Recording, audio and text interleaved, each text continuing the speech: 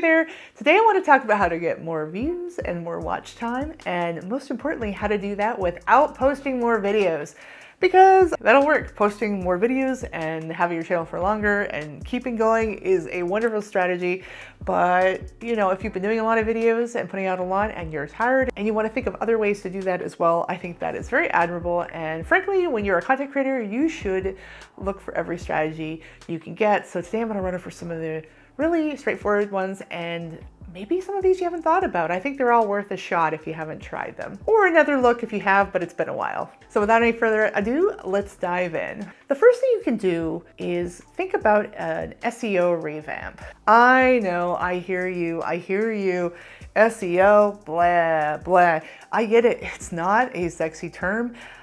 Frankly, I have this good friend of mine, she's so funny. I was getting a lot of scam emails. I actually did an episode on that I will link, and you can watch after this one if you want. I'll put it in the description.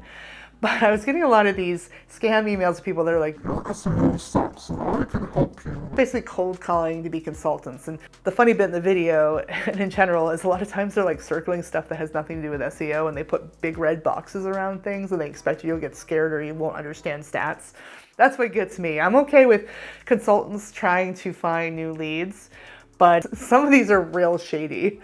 And I was talking to my friend a little bit about it, and she was laughing because the screenshots were so terrible. Even she, a non-YouTuber, but a business person who is good with stats, could see the issues. She was analytical enough to be like, oh no. And we were talking about it. She was talking about this, and it's funny because her husband actually kind of works in SEO. I have some training. My husband's a programmer, but I also have some training in SEO of having built websites and things. And SEO stands for search engine optimization. It means something, right? So it's a lot of times in YouTube, what we're talking about with SEO optimization is optimizing the title, the tags, the description, so that a machine can read this and know more about your video, and in YouTube terms, match it with more of the appropriate viewers who will like it, etc. But, my friend, she was laughing. She was saying that it almost has like tech bro astrology terms, like all the magic of the internet is SEO and all the luck of YouTube is SEO. And people are using SEO to describe things that have nothing to do with search engine optimization. So it's become like the aura, the toxins. I think she's like astrology and the toxins and the detoxification. Very snake oily. And there's a lot of like people claiming they know what SEO is and they don't. So anyway, just kind of a soapboxy moment, but basically with SEO on your videos, like I was saying, as you learn more about search engine optimization, as you learn more about how to craft good titles, did an episode on that I will link below, as you learn more about descriptions, and let me know if you want an episode on descriptions, I'd be happy to talk a little bit about it. And if you know more about tags and keyword research, go back to your old videos and make them pretty. Take what you've learned and try a better title. Change your description. Add some tags that are better suited. And I'll tell you, like, it doesn't always work, but I've had some good upticks in some old videos that I've gone and I've changed the stuff around. Even small tweaks can boost discoverability, which can add up to views over time. So don't sleep on it. It only takes a few minutes, especially if you've had a big uptick in your skill level. Go back and review your catalog. Zhuzh it up. In a similar vein as the SEO revamp, consider doing title and thumbnail refreshes. Updating thumbnails and titles can really breathe life into a new video that isn't doing so well. I've actually watched it happen for videos of mine that weren't titled well, changed the title, and then it started doing pretty well. And this was a long time after it was released. It's worth a shot if you think of a better title. If a video didn't perform as expected, sometimes the problem is simple as a lackluster thumbnail or the wrong title. You'll get better at both of these over time, so feel free as you get used to YouTube and you build up a bad catalog to go back and redo them. Because a lot of times you can get as much traffic as you could making a brand new video, and it takes a lot less time and effort.